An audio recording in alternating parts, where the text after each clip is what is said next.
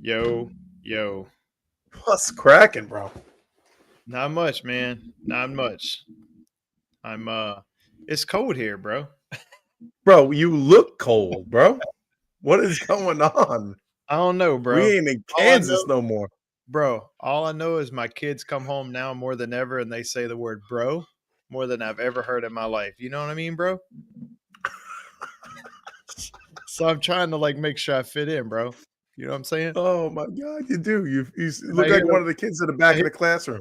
I hear the word kid and bro like 1,000 times over. So I'm just, Are you here in mid? I'm trying to get with the times. So Oh look the yeah. part. So, so Dude, that is I bought this hat today, and then you got yeah, I to called you earlier. You were jogging, so yeah. So I was showing. I walked in my let my kids check out my outfit. I was like, "Yo, what's up, bro? What's up?" He was like, "You look like Jesse Pinkman." come on, bro. And then Let's go. I had to look it up, bro. And I was like, Oh he may man, be right. Breaking Bad. He may be right. So let's just see. You ready? Let's go. He looks like a Hughes. It's All right, hilarious. all right. That is too Oh funny, man, bro. how funny is Now that? I'm saying it. Damn. Yeah, it's addictive. I get it. Mm-hmm. Anyway, I'm still saying Jamoke, so I carry that old one. Keep it so golden. so we only do this randomly, but tonight's one of those nights we're going to do this. I am going to drop a link to the show in the chat for anybody who wants to chime in on the show. Come in, chat with us.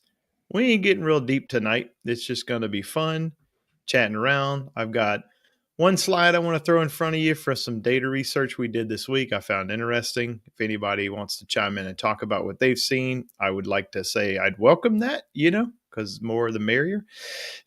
So bear with me. It's been a minute. I dropped a link to the show in the chat. I think it's this. Yep, that. Boom, bam, paste. And there you go. If you're watching and you want to jump in tonight, there's the link over there. Come on in. Nice. There it is. Come share your Don't knowledge. don't be shy. Come on now. Wow us with your knowledge. What you got?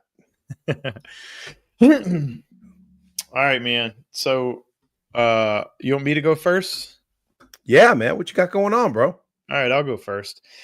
So you know how I've been on like the communicating inverter system train for a little while. Spoke at the symposium last year where I did quite a bit of research. Yeah. Me and Adam Muffich did quite a bit of research together. Just Where we I went. just used that spreadsheet, bro. You Come guys on, saved bro. me. Come on, bro. So I was doing a home performance job with Donald Brodsky, and I'm like, man, I haven't ran into Lennox in a long time. And I think I hit you up. I hit Dustin up in the group, and I think Dustin came through. Man, I forgot who came through, bro. That was clutch because I'm sitting there on the job, you know. You don't So know what you're gonna run into. And we had to throw it into test mode for airflow for the TrueFlow grid. So yeah, and and you subcool. and you got to find the startup instructions, man. You know what I'm The saying? startup instructions are horrible. Dude, it's everyone's a battle. And you got to So find out so where to yes, I go. do know what you're talking about. Because I don't want to wing the data. I want to do a good measure, quick report. I want to get Yeah. this whole report. I want to make sure a subcool is on point. Really nice Linux systems, man. I dig them. They were handling humidity well in the house. Yeah. So my hat goes off to you and Mr. Adam Muffich from MNCI. That was much needed. That was a Much lot needed. of homework, bro. A lot of homework. Yeah. I did the train, Like, right? I did the train you did spot the on there. train unit. Yep. Yep. Yeah. It That's a was pain yeah, in the butt too. it was. All right, so here is I'm not going to name the name brands because I don't think it matters. I think they're all going Name to it. work somewhat the same way, but have you ever like timed your ramp cycle on an inverter to get to full speed and been like, "Hey, Um, what does that take?" And well, let me yeah. ask you this: Okay. when you put a system in charge mode, do you think that it always runs the same path, right, to get to charge mode, or do you think it Oh, runs so a you're different saying path like if I every do it today and then I do it tomorrow, it time, might have a or different you do it back to back? do you think it would run the same exact algorithm and take the same exact time to get to full capacity? You would like to maybe I think, would right? say it has to. I mean, there's no reason why it would be different if I did it like 30 minutes from now. So I wanted to test that theory because I was like, man, if we could put So time limits. hold on. Okay, okay. You tested the test, bro? I tested this because I wanted to know if there was some truth to it. And the truth is that there is no truth to it, meaning it doesn't run a set schedule every time. It Wow. is thinking as it's modulating up. It is reactive, basically, is what I'm saying. And here's the proof. Holy Are you ready? smokes. Dude, you're blowing my mind right now. All right, so I'm gonna blow this up. I don't know if So you can you see that. tested the test mode. Yes, I tested test mode. So, so this is a program we have called TechLog. All it does is data Okay. log pressures. Well, you can use it for a bunch of more stuff, but right now for this thing, I just tested pressures, and I'm gonna walk you through what I found. So this is me and Steve Rogers cranking this out this week. So the first graph up top, you'll notice it took 12.3 minutes total time to get to full speed. Full speed being right here. What you're seeing here is us monitoring the supply plenum pressure of an inverter system. And this Okay. is pressure to the right where all the pressure is just kind of it's bouncing up and down because flow is turbulent. It's So bad. here's Right. our bouncing up and down. And then there's their 2.2 is the lag time. So get this, it took 2.2 minutes just to do something. And that's right. Like when you hit like charge mode or you just boom, Right. 2 minutes, nothing, no action, right? It took 2 minutes That's before you even got anywhere. Then it was 3.7 minutes in what we're kind of calling low speed. And then there was a 6 minute ramp cycle before it got to full speed and started to reach steady state on I that can guarantee that's not a train. one. And then this one is very similar, but it's not the same. I mean, we were really dialing in here. So, 2.5 minutes before it started anything, 3.4 low, and a 6.4 ramp cycle full speed. So 11.9 minutes total time to full speed. These were very similar, but I didn't pull down another graph that I had, but I think you could trust me at this point to show that we were doing it. We actually have another one where the ramp cycle was like 4 minutes here. It Wow. was like way less, right? Like 2 minutes less. So Jeez. there is I guess what I'm saying is you can't time it and know that you're at full speed. Wow. Yeah, usually I'm doing 10 minutes, 12 minutes. This goes Wow. back to me saying like the brands need some type of identifier that says I'm in charge mode and I am there. Go do what you want to do now. And we're missing Yeah. Yeah. I think trains 850, that. 950. What is it? I forget the thermostat now. Anyway, it's communicating thermostat does say something on it, but good luck getting somebody to look at it and actually, process what it's saying. But it's real important. I mean, super important to make sure that coil is, completely. I mean, it takes from what Jim Bergman said, it takes at least 10 minutes, 12 minutes for the coil to get cool and priority the drain line. priority steps. I'm not sure what Priority steps. this man Froggy Froggy Beluga. Beluga. What do you mean by that, Froggy? What do you mean by priority steps? Somebody Come in, jumping in here getting froggy. just jump in here and tell us what you mean. Yeah, get on that cell phone.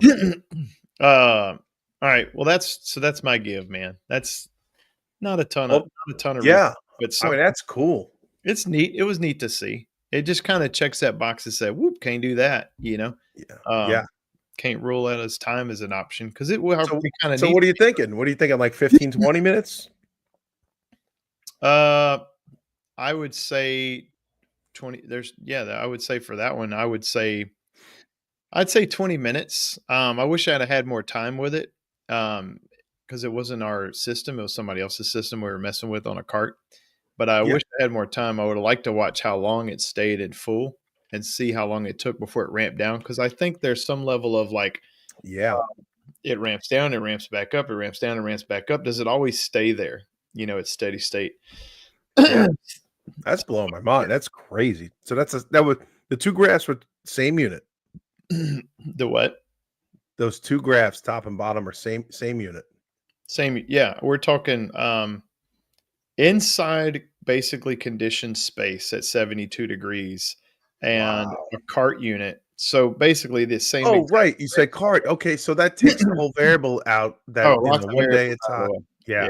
Yeah. It's and we're talking within maybe an hour of runtime between Yeah. startup run, shut it down, hour later, started up and ran it at the same time. So it's almost a That's duplicate run. badass data, bro. Yeah. You heard it on the grapevine, baby. I mean, that's really cool. Well, And there's more. you gotta wait. You gotta We need wait. to do more. There needs to be more. There will be more.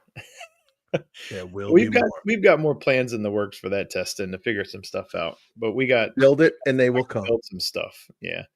But That's anyway, awesome. all right, man. What's tell me about your week.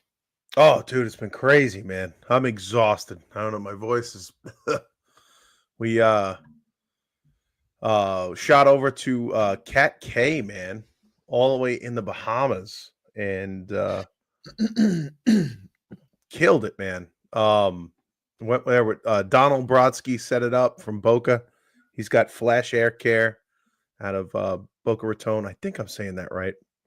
He's right around that area, and East Coast Florida, south, over by Jenry's neck of the woods. And he got this call from, I'm trying to think if it was off his website or not, but got a team of guys together and just mold guy, home performance guy, and then Donald's the duck dude, man. He's Donald Ducks.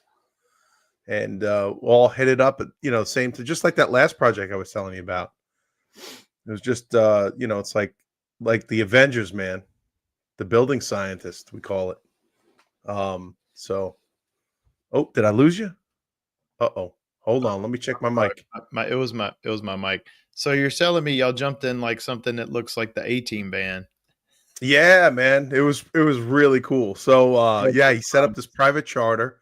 Well, the island did. They set up a charter and went down to West Palm. And I never flew private charter before, so I didn't know what the heck I'm getting into, bro. Yeah, I was like, dude, bringing drugs back. Yeah, I was like, I'm dying waiting for my passport, right? I'm sweating bullets. I was gonna make this trip, and I brought my blower door, duct leakage, true flow grid. I brought the Alnor, the flow hood, just in case I needed to check all. Brought Ampli, right? So I'm got like a whole cart full of stuff. So I told the lady at the FBO, I go, here's my passport. What am I gonna do with all this stuff? I can't just I only got like one hand truck, So she's like, just take your car out on the runway and she'll let you in on the side. So I drive my truck up, dude. And they put this like red flag on the car, bro. It was crazy. Oh yeah. I'm driving up to I asked the pilot, I go, where is it? He's like, oh, it's the red plane right over there. Right? I pull up, it's this little Skeeter plane, dude. It was so tiny. I was like, oh my God, how am I gonna get all my stuff into this plane? And I'm loading stuff up, bro. And I look behind me and there's like this huge jet, like Trump plane. I was like, what am I doing right now? I'm gonna go to the Keys. Yeah. Oh, so you loaded all your gear on a private plane, bro, and then got it. Dude, that's got to be a fun feeling, man. Are you telling me you went on a service call on a private plane? That's what I'm hearing. Yes, sir. Yeah. Bro, I felt like I was on an episode of Expedition Unknown. Like we're going down to the Amazon or something, bro. Man, you got me beat. Crazy. I've never done that.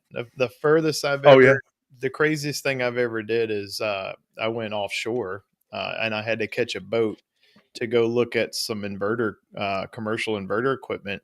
And I had to go way down South Louisiana, tip of the end of the world. You know what I mean? And like oil rig stuff. Oil rig, yep. And then I drove down there. I got out.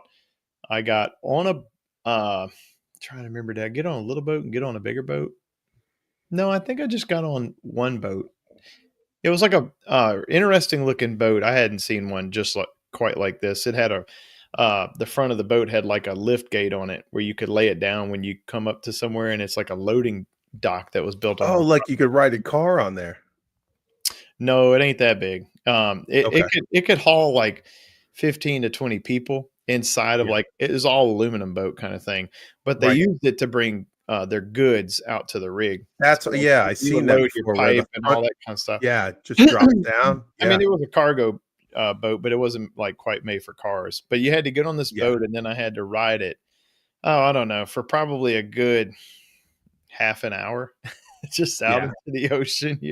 Eventually you get to the rig, and then you know That's that's it. wild. Yeah, you get on the rig, and then you climb up, and yeah, that was kind of a wild excursion there, man. Yeah. It It's cool.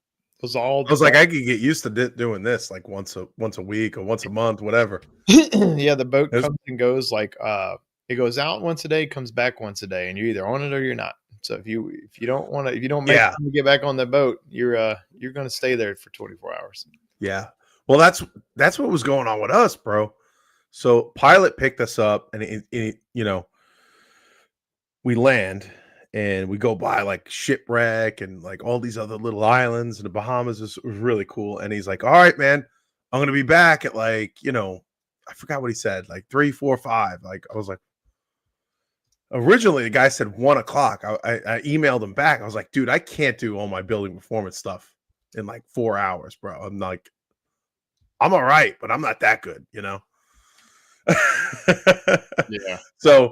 So he's like, we got it arranged where it was later in the day, 4 or 5 o'clock. But I didn't know what I was getting into, dude. We get there, and the community guy, he meted us because nobody owns anything there. It's weird. It's wild. It's like it's like the island owns the homes, or it's like private lease. I don't know. But anyway, I get in a golf cart, and he's like, "All right, grab one more golf cart. We're gonna need another golf cart." I don't think there's any cars on the island, bro. Isn't that wild? How big is this island? It's pretty decent, man. I mean, golly, as far I mean, I got a video coming out in probably like a day or two. So Oh I yeah, took some good video from the airplane. putting the Yeah, final touches on it, bro. Good putting intro. the final stuff. Yeah, yeah. All It was a little long, so I had to cut it down. A Bahamas house makeover. All right, Yeah, dude. right on. Yep. Full Yeah. home performance. So yeah, it was really cool, man. They were having problems for 3 or 4 years. Some mold. That's why we had Rob Farina there. He's the mold tester guy. It's him and his son. They do mold testing down in Boca. Awesome dudes, man. Yeah. I mean, getting into this, I didn't know that, because I'm an HVAC guy, getting into building performance later in my career. I didn't know that if you're a mold guy, you can't test and then do the remediation. I didn't know if you know that. You probably know that. You familiar with that? It's wild, right? Say that again. So let's say I own a mold company. At least this is what I got in my head. Mm-hmm. I'm some jamoke doing HVAC, So anyway, if I get this wrong, guys, I apologize. But if you test a house for mold, from what I'm picking up, you can't do the remediation. So I guess it makes sure so you don't falsify testing. I'm assuming. You know what I mean? Really? So if so, does the same person who does mold testing also do remediation work on other projects that he doesn't test, or that's what I'm thinking. Yeah, right. If you're not, yep. Or is it like you're an auditor and you are only an auditor, right? Like, I guess what I'm saying, like, can you play on both sides of the fence, just not on the same job? Well, I did talk to Rob on this trip because we had, we spent a good 8 hours that day. So Rob Farina said he just gets into the testing realm, so keeps it simple. I mean, the remediation side of the business is wild, dude. It is extensive. You can get into a lot of look at Donald. Donald does a lot of just remediation of just ductwork, with his business Duct Science. Hey, AJ was asking about that spreadsheet we were talking about with inverters. So I'm a Oh, dude, that's only for a select few people, AJ. I'm sorry. you got to be in the circle, man, or else you The don't get it, circle of bro. trust. All right, I'm gonna show him where he can. If you're watching and you want to like find the goods for inverter systems, I'm gonna show you how you get it. So let's see. Boop, boop. Let's Yeah, dude, see. it's clutch. All right, here's where I got it buried. Um, it's on the TEC site. So if you go to the TEC site, Oh, you can you you see you my work for cursor? TEC? Yes. No kidding. And I buried. There's a little app we. It's not like a. I'm not an app developer by no means. So there's a program called OpenAs app that lets you build an app inside of an app. And it's a good place for me to just put resources when I'm not an app developer, right? But there's this app called TEC Smart Calculators right here.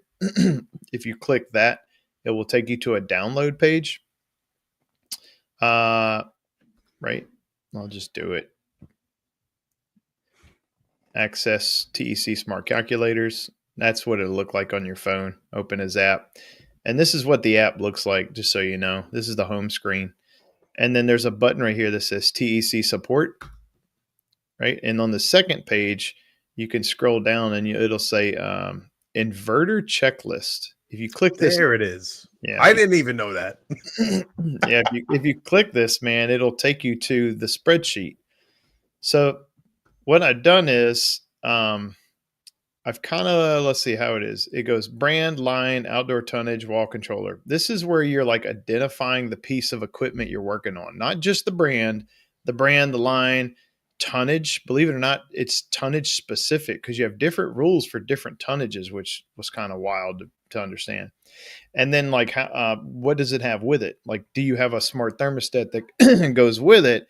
That's kind of important. We need to know that. So there's 4 bucket categories you need to identify where you're working on to be able to go to like bucket 2. Bucket 2 is also something that I found pretty interesting, right? Like outdoor temperature requirements, indoor temperature requirements, and they're not always the same. So like you'll see there's different brands. Like this one, you could charge the system in cool mode at 55 degrees. This one, it has to be 65 degrees. So I mean, it's a 10-degree range. That's a pretty wide Yeah. spread for those like doing installs in the shoulder seasons, right? Yeah, man. Yeah. And then we kind of went down and figured out, well, what controls it, right? Like what are you using to get into the commissioning mode? Is it a wall controller? That's what WC kind of stands for. Is it app based, right? Most of them are wall controller. Dude, go over to the Lennox one. Look how confusing it is on the right. It's Oh, you crazy. mean? Oh, well, let me keep going. Let me keep going. Oh, I'm sorry. And so commissioning mode details here, this is just stuff like you wouldn't want to have to go read the manual for, but it's the stuff you kind of need to know. Like what's the factory charge line set for this unit in this line? 15 feet. Most of them are 15 feet. Some of them I think are 20, might be 20 feet. I don't know. Oh, and if you see one that's blank, it's we couldn't find the answer. I think it was something like that. So if there's ever one you can't find on the spreadsheet and you want it on the spreadsheet because you found it, send me the documentation and I will update the sheet. Subcooling target, what's the charging tolerance? What's the typical wait, or what's the wait time going to be? Or does the thermostat notify you when it's ready to be checked? Now here's the goods right here, man. This is what like you come to the spreadsheet for. For those super pros who don't really need all of that they just seen. There is this is the tab, says equipment startup instructions, right? And it always say like on the wall controller, meaning that's where you're going to do this. They're not all going to say that, but let's just kind of take this one. It's short, it's an easy one to explain. On the wall controller, what are you going to do? Tap 3 lines. 3 lines meaning like the hamburger symbol on it on the wall controller. When you see the little arrow, that's me saying, "Hey, the screen's going to advance. Do the next step." So tap 3 lines. Select settings. Select dealer edit. Select continue. Press info icon to get passcode. Press X. Right, like it's very granular and step by step. So hopefully those stay mostly true. It's just a grassroots movement, man, trying to help people Yeah. out get to the next step on this. So you'll notice even like these are all Bosch. You'll notice the tonnage is different, right? Like 4 to 5 ton, 2 to 3 ton. The equipment startup instructions may be the same, but here's what's different. The identifier for verification of compressor capacity. So like in Bosch, you can see what the hertz is. Well, this is the 2-ton hertz. This is the 3-ton hertz. Well, this 4-ton and 5-ton, like the hertz are you'll see 56 and 66. So they have different hertz ranges for max speed on the compressor that's being shown. So that's why we broke it into different columns, and that's why we have different tonnages laid out here. Just trying to keep it as easy as possible to read through. Now you'll notice, here's what's interesting, and here's my beef. I'll just go ahead and say it. This brand obviously has a way to say, oh, you're ready to test. But you'll notice that all of these other ones are just blank. You know what I mean? which means you could start it up with these instructions, but nothing's quite telling you that you are ready to test. This is the problem with inverters in the world right now, is that. Now, I won't leave you empty hanging. I will leave you with this. There is ways to do it. And this is not quite in the manuals always. And maybe it's more in the manuals. I don't know. If you know more than me, come on the show. The links in the notes. Come on and tell me more. But from what I've identified is the instructions these instructions are not in the manuals. But if you contact your equipment dealer, especially for ones with like the wall controllers here that have wall controllers, like proprietary thermostats, whatever, they usually have a way to look at the RPS of the compressor, and they know when the compressor reaches a certain RPS that it's ready to be checked. But that's not readily available. And so you got to call and find that out. And that's how you would kind of know that you're ready to be tested. So anyway, that's where all that lives. If you want it, go get it. If you want to check subcool, if you want to make sure that the inverter is running right. Yeah, I guess not many people do. Yeah, did you see the comment in there? I think it was Modern Comfort. I'm just reading through. Yeah, it was the second to last. Oh man, don't be dragging my real work into this show. Does CNC have a nice carrying bag for their blower door fan? We do. Oh, you do? Yeah, okay. So it's on the site. But man, that's QC stuff, bro. That don't start till Monday morning, man. Oh. You want to know what that's at? Call me at 7:30 in the morning. It's funny. I'm just joking. No, we carry a bag. There's 2 bags. There's like an inexpensive bag, and then there's an expensive bag that's really freaking nice. And it's expensive because it is really freaking nice. But you're not cheap. Oh, yeah. Well, I mean, looking good on a job site or in front of a customer that's trying to get answers. It helps. It helps. Yeah. Is it possible to add wall controller selection? Wall controller selection, meaning Daikin, Goodman, and Mana only work with Daikin T-Stat, but Bosch and Carrier can work with 2 to 3 different controllers. I know this guy. He's a friend of mine. Oh yeah, dude, reach out to me tomorrow. I think I've got that covered in the sheet, the way I interpret that question. But if you think I don't, you should hit me up and or come on the show. Yeah, because a lot of it's in the proprietary. It's like those wall controllers, man. Whew. And then Train updated theirs just recently, so you got the UAX 360. Yeah, I haven't spent any. So that was made last year. I haven't made any updates to that spreadsheet in the last year. So if anything, oh shoot, I gotta update controllers. Then maybe I should make 2025, 2026 tabs at the bottom. It's going to be an ongoing list. It really is. I'll tell you guys, if you're listening, I'll go ahead and tell you what the mission was. The mission was, if we created enough buzz around it and people maybe weren't so happy that the knowledge was getting out there, you would think that's crazy. But like, um, there's probably some people who don't want it out there to the public. I couldn't imagine why, but for whatever reason. But, you know, it should exist. People need this information Wouldn't to it be do good work. important that So, regardless of who's out there, whatever technician, yeah. they So could check to make sure it's running right? my hope was it would create enough buzz where someone would pick it up and run with it. And Mhm. it wouldn't be as a grassroots movement. It would be bigger. It would be somebody says, "Ooh, this needs to happen. Let me we have funding for this. We can, you know, I've learned being on this side of the table that there are companies out there. There's nonprofits out there that kind of get paid to help the industry move in the right direction. Yeah. And when they see a problem, they fix it. And I was kind of hoping that this was one of those problems I could let be known, and Right. maybe it would get picked up by somebody who had the funding to get it fixed. There's way more to it than that. But you know, it's kind of buried and nobody's talking about it that much. So I was just trying to Do shed some do you light. think it you think it's because a lot of people aren't really testing?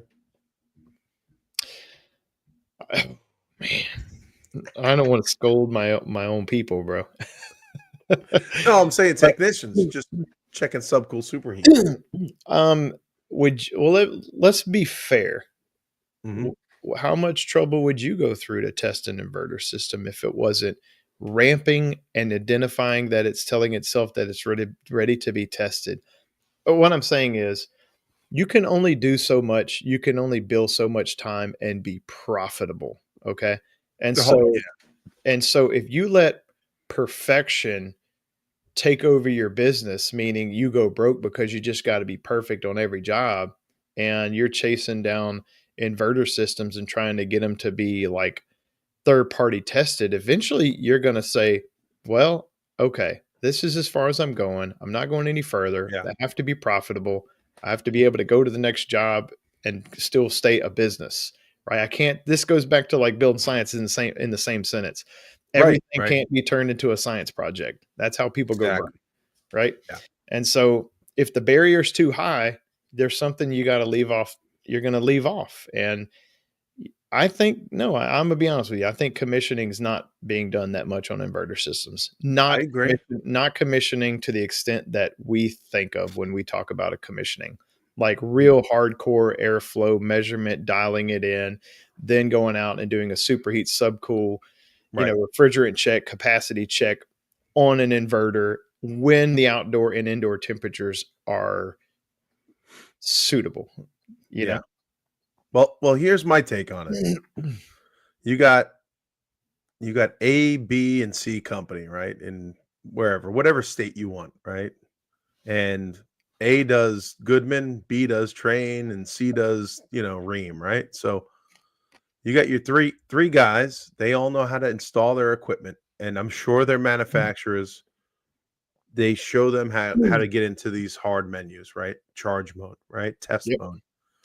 But then you get the B company going out to check A companies, after the year comes up, and they just don't know how to get into it. And then you got your PDF is going to help that company out, you know, because when you're on a service call, and if A, B, or C does a commissioning, that I'm going to leave out in the wind. That's too hard to figure out. I really don't. I agree with you. I don't think a lot of companies are doing commissioning, Yeah. but that's Well, your chart. Still, you're an Adams. I'm sorry. I don't want to throw Adam out because I mean it was a there's a couple people I should give kudos to on that chart. Some well. may Let's do not that want now. their names that I can't, because I don't know if they want their names out there. Yeah. You know, because they might have We had gave all you the the type. technicians, right, that Well, jumped in, it was, let's just say it was a the owners. collaborative effort of a lot of Yeah, good people. yeah. Uh, but yeah, I mean, the day, dude, things have changed. I think this is kind of what bugs me. I think if we were putting in single stage equipment and two stage equipment, Mhm, our barrier to do proper commissioning with third party tools mhm. would be done way more, because to Ooh, get it that's there, it'd be way faster, way easier, and you'd know that it's there and you know it's ready to be tested. wow. It's easier to hold it in steady state. Everything's easier. I'm having a hard time arguing with you over that statement.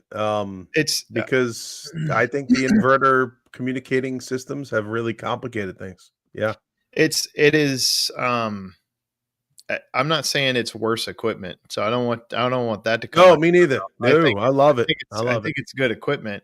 It's Yeah. just it's missing a piece. It's missing a piece that technicians need. It goes back to the episode that you labeled. What was it? With the car Um, plug.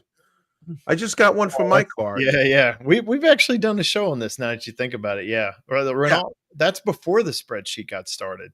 Yes, Where yes, we it talked was, about- and it did well as far as numbers because you hit on a nerve, dude. It was Yeah, oh, I'll tell you what. man. If I'm hitting a nerve, good or bad, just put a thumbs up in the chat or put a thumbs down. Either way, it doesn't matter. Yeah, there you go. There you go. Yeah, Like, it was a good episode. And there was a lot of people. If a you lot of if views. you come, let me say this. There's so many people in the chat, not a ton, but that's okay.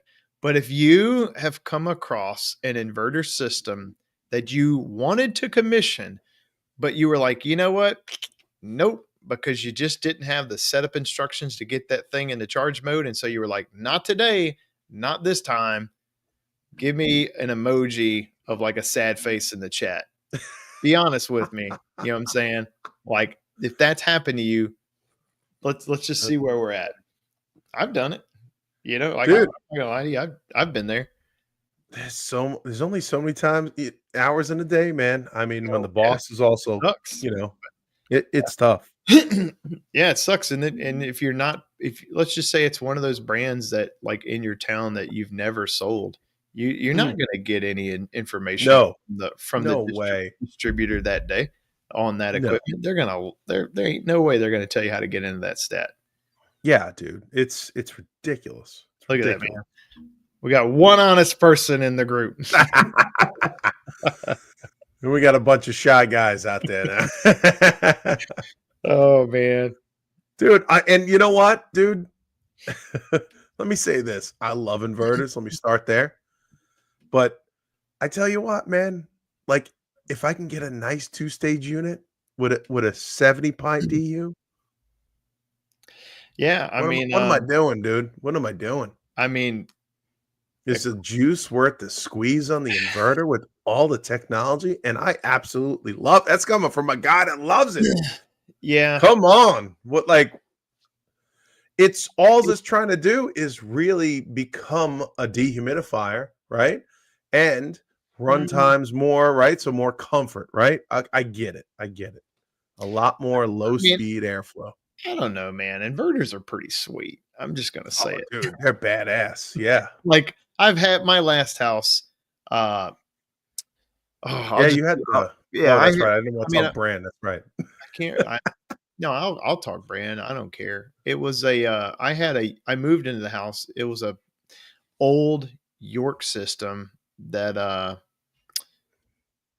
died. It was R22 system. And just like all of us, we had come on. How many of you have an R22 system sitting in your shop, welded up on the ends just in case you need it? You know what I'm saying? I had that. And so I was like, my buddies have one of those as a loaner. Like they literally just pop the condenser in. Yeah. Everybody's got one, if not 2 or 4 or 5. That's awesome. Back at the homestead, we used to have like 1 of every tonnage, if not 2 of every tonnage, just ready to go that were like decent, good units just in case you needed it for your house or whatever, or your shop. Well, I had that, and I deployed one. I can't remember what it was that I deployed. I think it was a Goodman that I had saved on somebody's house. Yeah, just to get. I got a spare evaporator coil for my unit. Oh yeah, wow! Like in really good shape, nice and new, no rust. Like nice, a little bit of rust. You know, that's kind of weird, bro. How'd you score that? I don't know, bro. I don't even remember. It's been sitting there for so long. Like it's so funny. An air handler coil? Yeah, 4 ton. And it came off of a job? It came off. I don't know how the heck I got it, bro. That's weird, dude. I've never saved it. I've never saved an evaporator coil. I'm like, ooh, you're coming home with me. My buddy has an old Temp Star, and I got a price on evap, and I was like, man, that's a lot of money. I think at the time it was like $1,500. Yeah. I was like, yeah, I'll Yeah. take it. So I ended up I think it was like a Goodman, I don't know. Mhm. Anyway, it lasted, and then I planned my install after that because I had closed in a garage, added square footage, Mhm. put on a new roof, took some trees down, all these variables that were going into the load. So I ran a new load. I was added square footage and drop tonnage. Like the equipment was over tonnage out the gate, on that house. So wait, hold on. Who says that? I added square I footage did, and yeah. I dropped tonnage. You guys see, I just I had to added see it I again, added bro. like Sorry. 400 square feet and drop tonnage, and I ended up putting a Daikin fit in. I'll just say it. It was and that thing was bad to the bone. Yeah. Yep. Super comfortable. Uh, if I'd have had a little bit tighter house, it would have been more comfortable. But I did some air sealing, but I didn't get crazy. You know what I'm saying? Yeah. Um, Yeah. there were some big winds that I could easily hit, and I hit the big winds, but I didn't go all Yeah. the way. Uh, I just didn't want to go. I don't know. I knew I wasn't gonna. I was already thinking about moving up north at that point in time in life. So I Oh, was like, you I did? want to see. Okay. Yeah. So anyway, I don't know. It You was got a 1988 R22 coil, bro? Say what? so I'll tell you this though. I put Measure Quick on that system. Now this you'll find interesting. Um, the sensible heat ratio on that system one day, as it ramped down, I remember watching it in Measure Quick. The sensible heat ratio was staying the same as the airflow was tapering down on that system, which a lot of people are under this impression that once the system ramps down, the sensible heat ratio spreads and you get a warmer coil because the compressor will ramp down, but you can't ramp down the fan as much.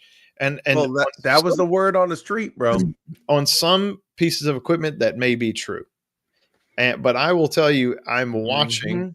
like I have my field piece probes hooked up. Um, you know what I'm saying? And I literally ran a true flow test at max speed on that system. And then I let the system come closer to set point. Right. And this gets a little tricky because I'm Yeah. going to run another true flow test. So, like, I'm watching the pressure in the supply plenum while I'm doing this, making Yeah. sure that it's kind of staying at steady state. Right. Yeah. And so, but it's not at max capacity. So, this is tricky. Like, I can't like swing the door open to the house and increase the wet bulb on the house because that would change what the system's going to do. So, it's like, you got to do this when the family's not home. You know what I mean? Like the house is stable, not swings in temperature. And I remember just dropping the temperature, getting temperature close to like 1 degree set point, and I heard it ramp down, and I watched the pressure, and it was like go go go mode, right? Like now's the Yeah. time. And it was like another true flow test at a lower speed and a sensible heat ratio, same thing. And I was like, dang, I'm like that was kind of Wow. cool to watch that it was still removing kind of like that same percentage of moisture even at a lower speed, or at That's least good. in my testing, that's what it showed. That was pretty cool. Dude, that's clutch because from what I heard on, well, Brian Orrs talked about the mini splits really bad at humidity removal, I've and heard that. like I 90%, bro. I have no testing in the mini split world as far as that goes. So I have no Yeah. idea. I have like Well, I there was I some bad news with the residential split inverters, low I hate to speed. be They're mean, not man. giving data. What's that? I hate to be like say this, but I am just not a fan of a wall hanger. Like the I unit hate that them. goes on the wall. I hate them, man. I hate I them hate with a them. passion. Like I do not recommend them. Me neither. Like I hate to be like that because I think somebody engineered it and it's probably serves a purpose. And that purpose for me was computer rooms, and that was about it. Because nobody Well, cared what the wall looked like behind it after I cleaned it. You know what I mean? Like they're just a pain in the butt to clean. And dude, that's the reason I they're don't want mold boxes, bro. their They're mold box. absolutely Yeah. dog See, shit for air filtration. I'm gonna say it. I hate them so much as far as that goes for filtration. They're basically getting people sick in southern wow. states, I right? never thought about it from that point, that They're a perspective. But health hazard. I'm going to say it right here on the grapevine. I don't care if they wow, dude, cancel us that's big tomorrow. talk right there. Like, I but don't give you a are crap. right, man. Like with that blower wheel downstream, that thing is just turns into a moldy wheel real Bro, fast. that is one of the biggest health hazards, bro. Let me tell you something. I had a customer call my buddy's office about 10 years ago, and his daughter was going in and out of the hospital, and some duct cleaning company went in there and did $10,000 worth of cleaning, and they forgot to look at the mini split. And he's Mm. like, dude, my daughter is dying. And I go, you know what? And this is before I became a home performance guy. I go, you know what? Let's go to where does she sleep? You know, let's go. Maybe I was watching too much of that doctor show. That what was it, House? Is that the one where And it predicts the future? it's where that doctor like goes to the people's houses and like starts looking for stuff, you know. But anyway, I go in the room and what do I see? A wall unit. And I open it up and I look at the father and he goes, "Oh my God, they charged me $10,000 for like nothing."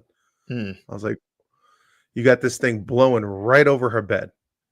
They And might, they had but did they have black that? mold. But did they have the tiny little UV light that mounts into the door?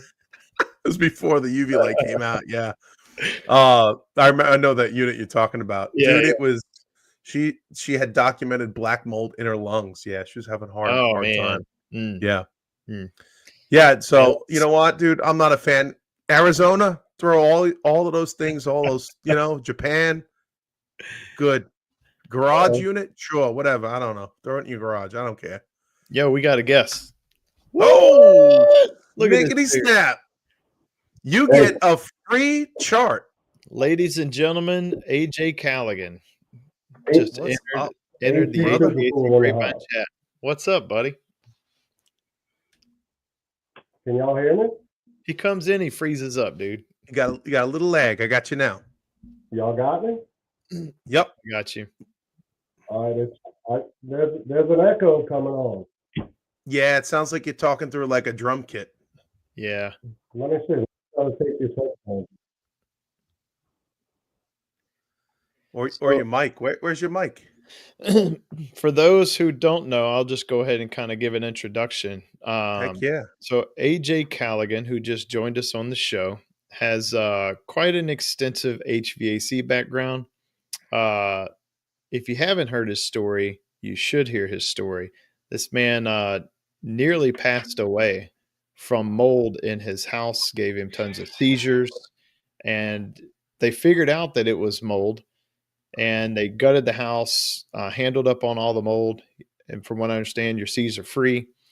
And he's got his own business rocking, and he's chasing mold Yeah. remediation work, not strict. It's not like your game's not HVAC like day to day. It's more like big projects. You got a moldy house, call me. I want to get you out of this just like I got myself out of it. But AJ might used to do HVAC day in, day out.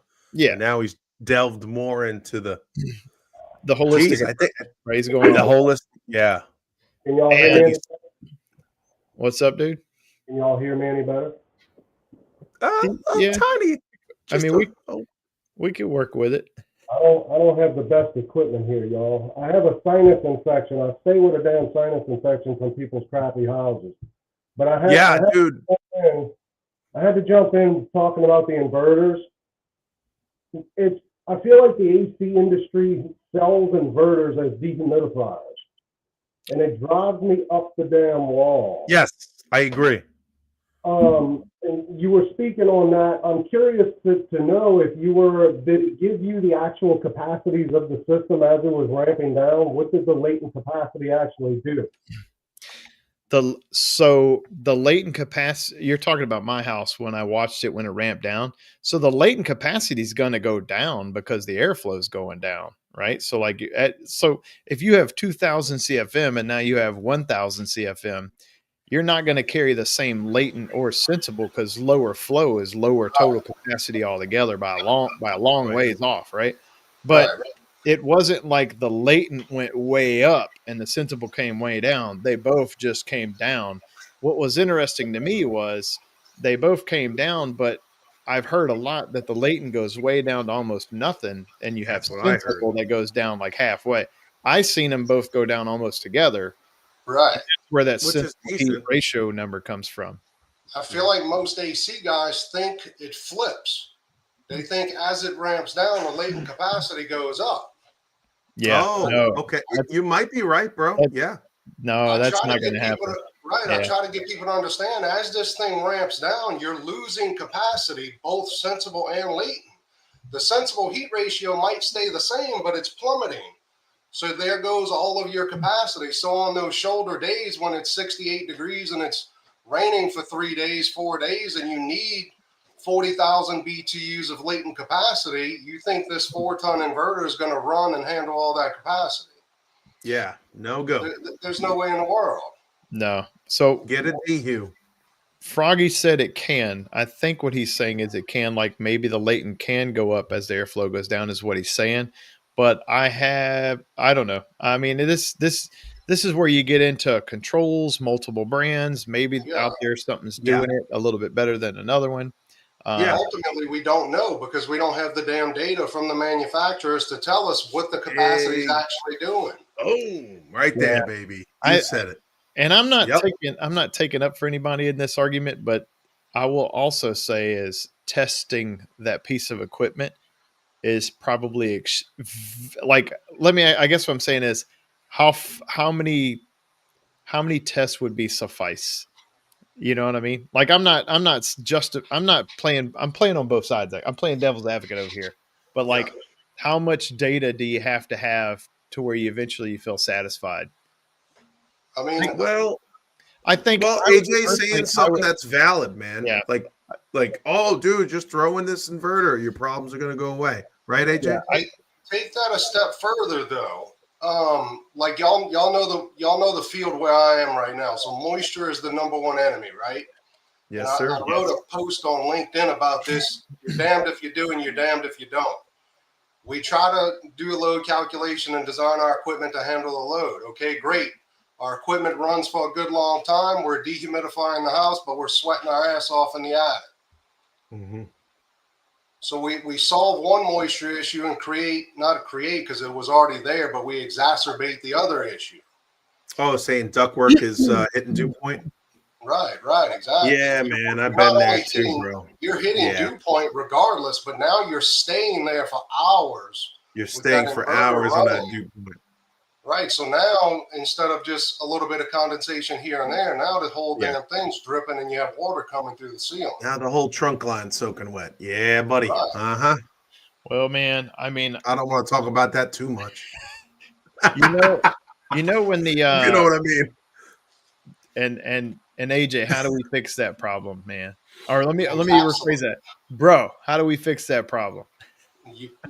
You encapsulate the damn attic every time. You put the AC. I tell people you have one or two choices. You could put the AC system in the house, or you could put the house in the attic. Take your pick. I was going for a different answer there, but I'll add to what your answer. Dehumidifier. No, man, you got to go to the code council meeting, dude. Like when the IECC meets in the state of Louisiana and they're going to adopt code or change code. And I think there ought to be a storm of people that go to the national code meeting before it filters down to the states. That's like, I think that we need these on that.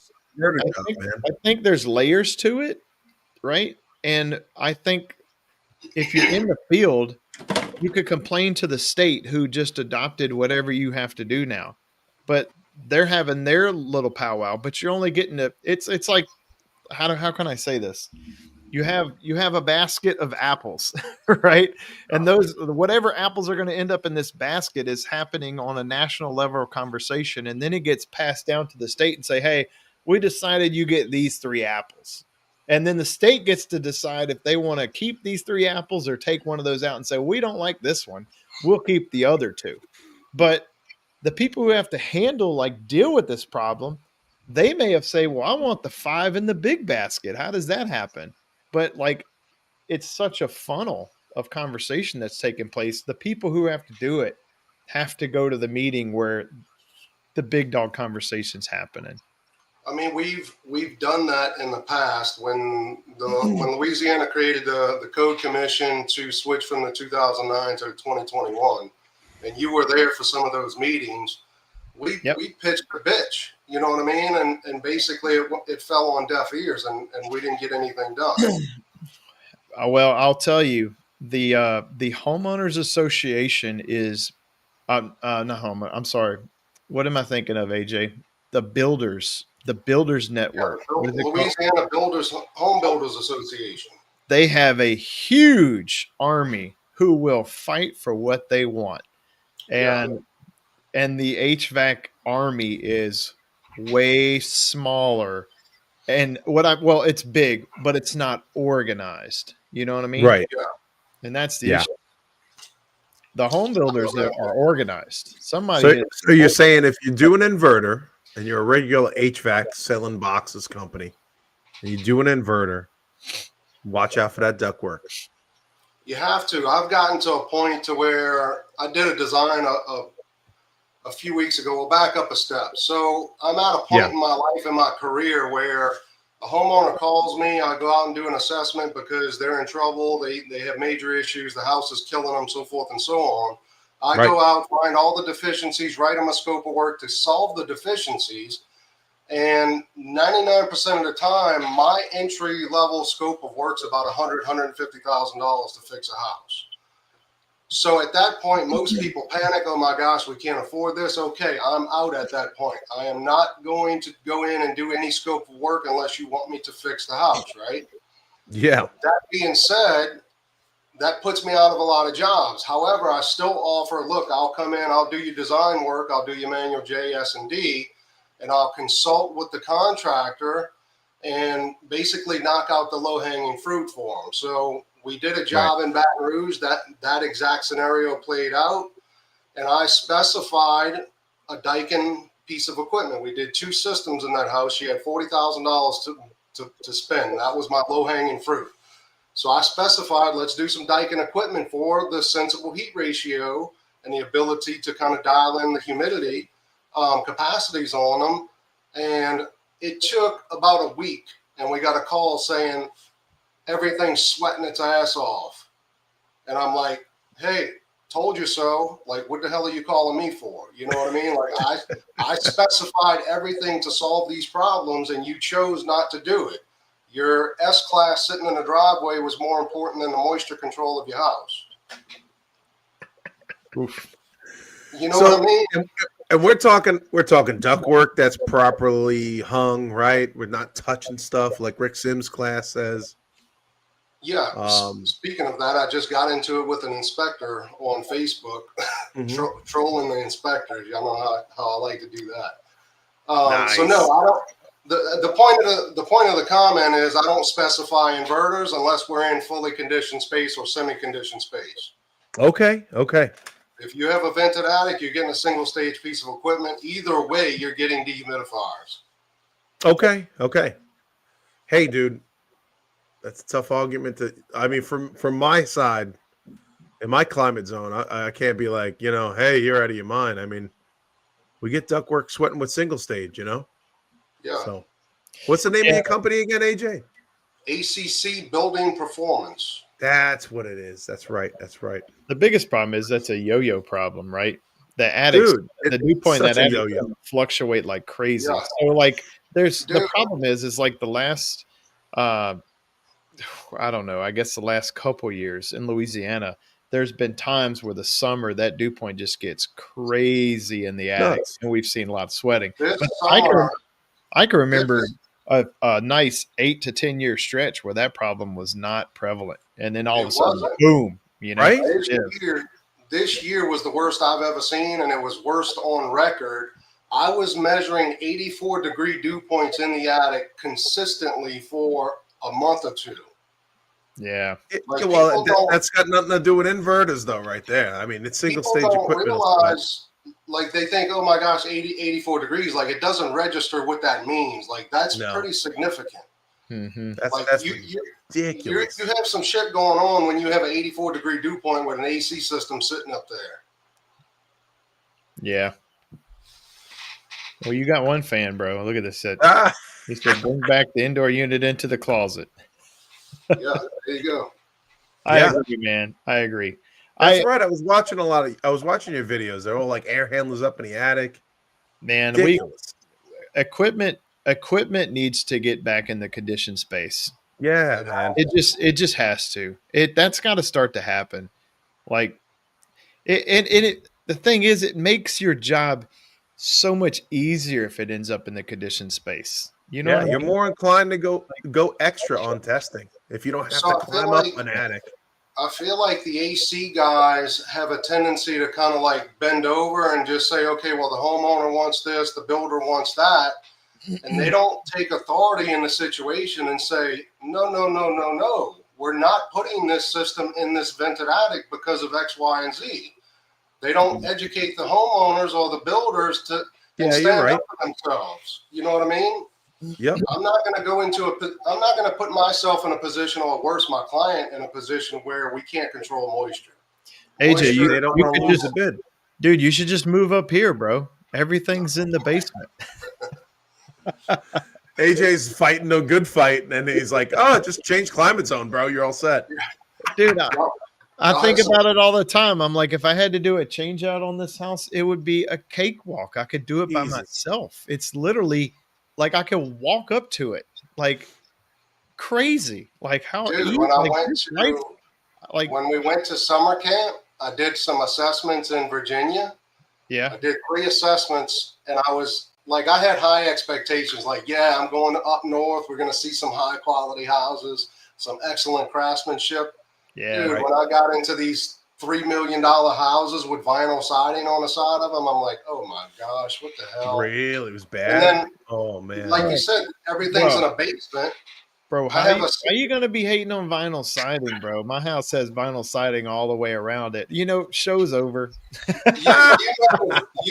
You know, if we have a $3 million house down here in the South, like, you don't have vinyl siding. No. You gotta Yeah. at least No find vinyl something like siding. that. Well, I'll add to that why, man. Up here, when I was house shopping, I noticed that like the vinyl siding houses looked good, even though they were older. Mhm. The houses that had like hardy board and stuff, dude, cold Yeah, weather yeah. will destroy some hardy board. Oh really? Oh Yeah. my gosh, yeah, like Okay. we're talking like that. I went and looked at a house probably 20 minutes up the road from here, like our first desired location we wanted to be. The house expensive, and I'm walking around it, and I'm like, yeah, location's cool. Are we going to redo the entire outside of the house because it looks terrible? And Yeah.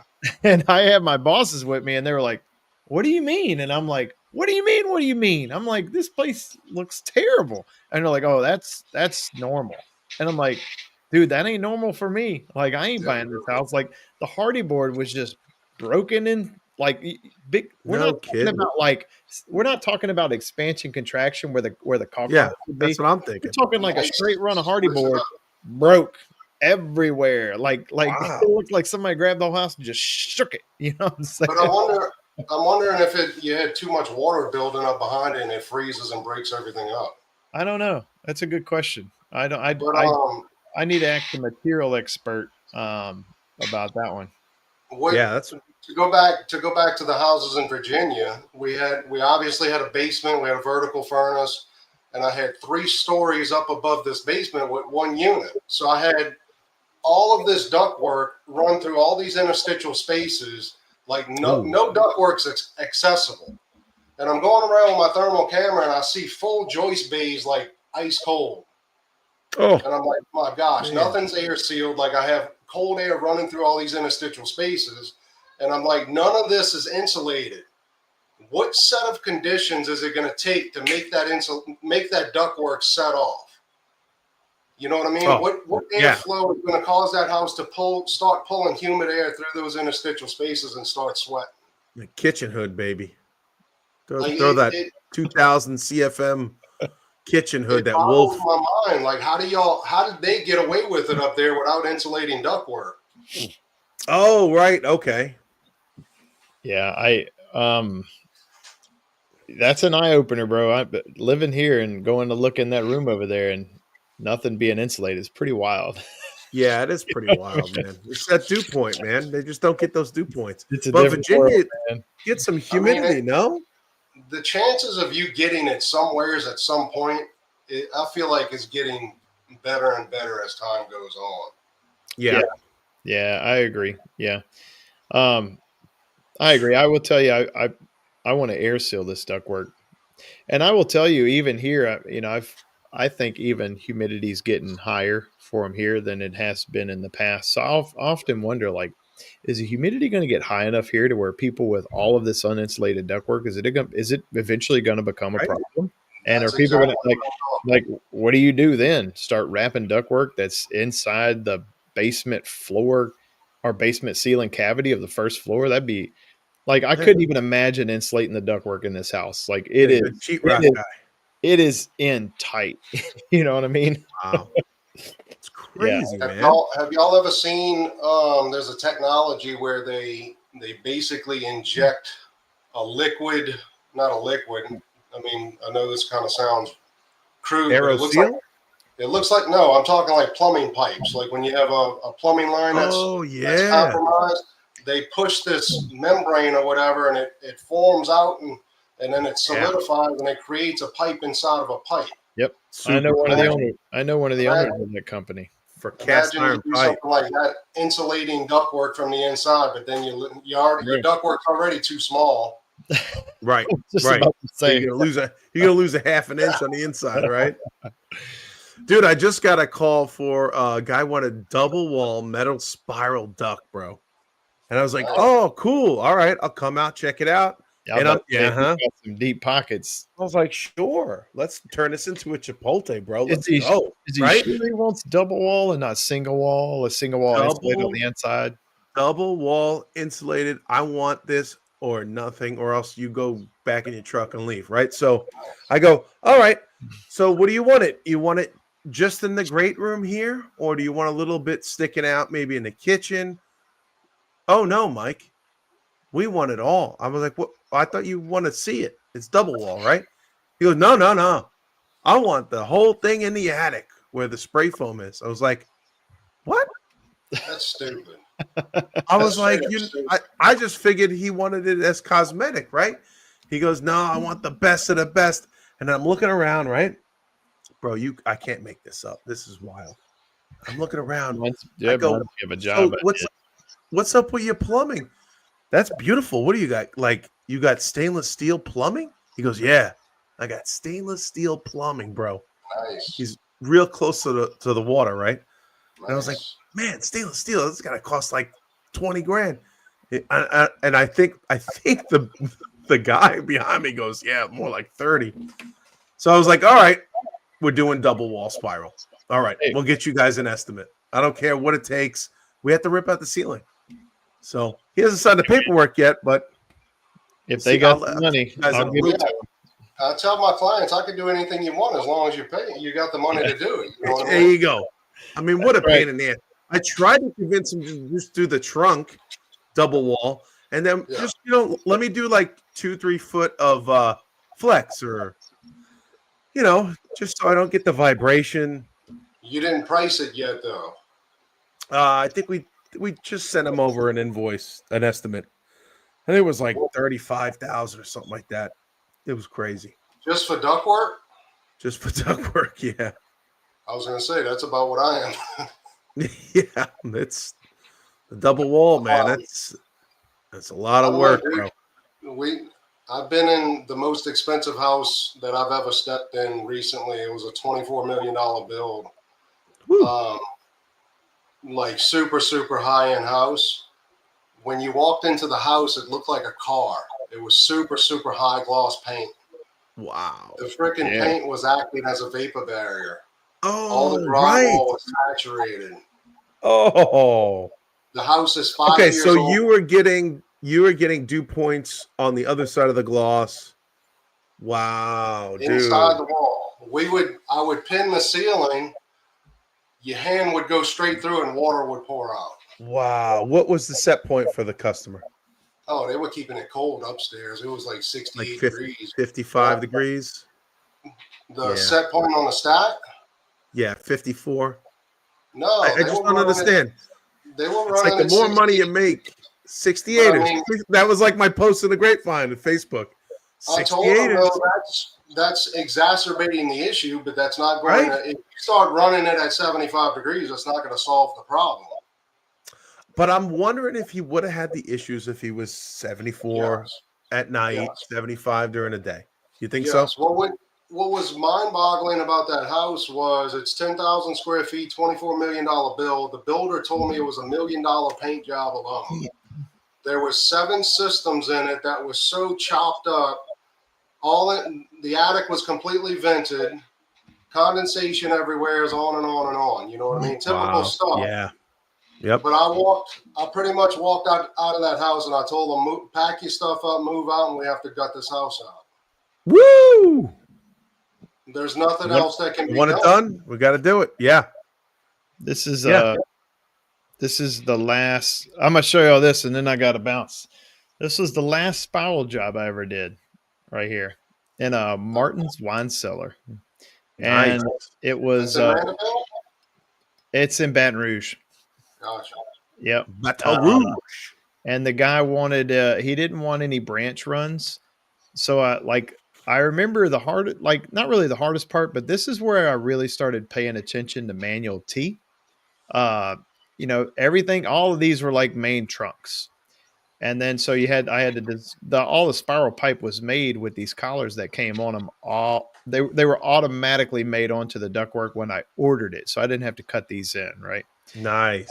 Yeah. And so it was all staged. So I had to all this has to be ordered just right. Right.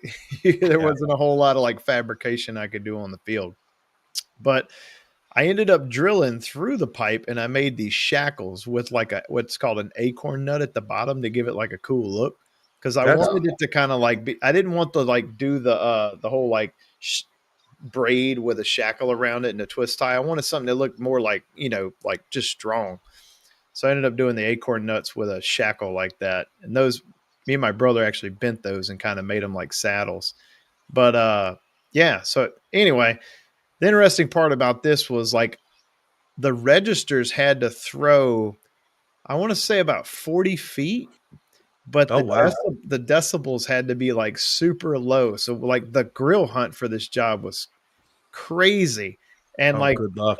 and it was before we even ordered the pipe, we had to go find the grills that could do the job, which made us have to go back to the pipe and order the pipe with the right outlet to fit the grills. So literally the grills dictated the size opening of the pipe.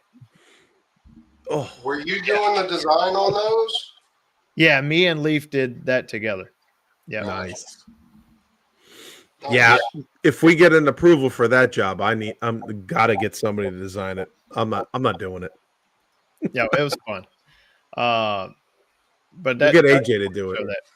So they said fabric duck is great for no branch arm app. Yes, it is. But in this application, they wanted the look. The guy who was building the building, the landlord of the building, was he's big into art, and he wanted it to look, So I couldn't. Dude, I sent this guy right here. Oh, Angry Ed, a crazy video about some company where they just do perforations in that spiral, and it says that it's just amazing, just real nice linear diffusion rates. You don't have to worry about manual T, Sometimes it's too good to be true. What's that? Sometimes it's too good to be true. I know, right? But it was some kind of crazy. They did this job for a school, and I'm trying to find the link that I had. I sent it to Angry Ed, Aka Ed. I got him in there as Aka Ed. I don't know if I sent it to him on Messenger or not. Son of a gun. There it is. No more guessing. I think it was called The Most Overlooked Aspect of HVAC Ductwork. It was trying to click on the link. I think it might actually be the house, not the duct. Yeah.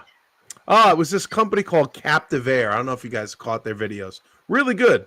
I don't know. I know. Yeah. Captive Air. Gotcha. Yeah, really interesting. And they had this spot in there where it was metal spiral like that, and they were just putting I've installed a Captive Air. just what are they famous for? Captive. I mean, commercial. I mean, they're of course, just but- they're another air conditioner, big brand manufacturer name. I mean, they make a dedicated outdoor air system. I mean, Oh, they do DOAS units. Okay. yeah, they do that. That's how I know their brand. Okay, gotcha. Yeah, Yeah, they had a crazy episode, man. this was a crazy episode. All right, famous last words. AJ, sign us off. I have no clue, bro. You throw me under the bus like that? Oh. Well, we don't have to worry about humidity no more, you know. Ron DeSantis got rid of the geoengineering and all the seeding. So I saw we're good in Florida. The chemtrail was coming across the causeway the other day. All right, I'll tell you what. I'll sign us off, man. The government may be shut down, but the grapevine is not. We'll see you next time.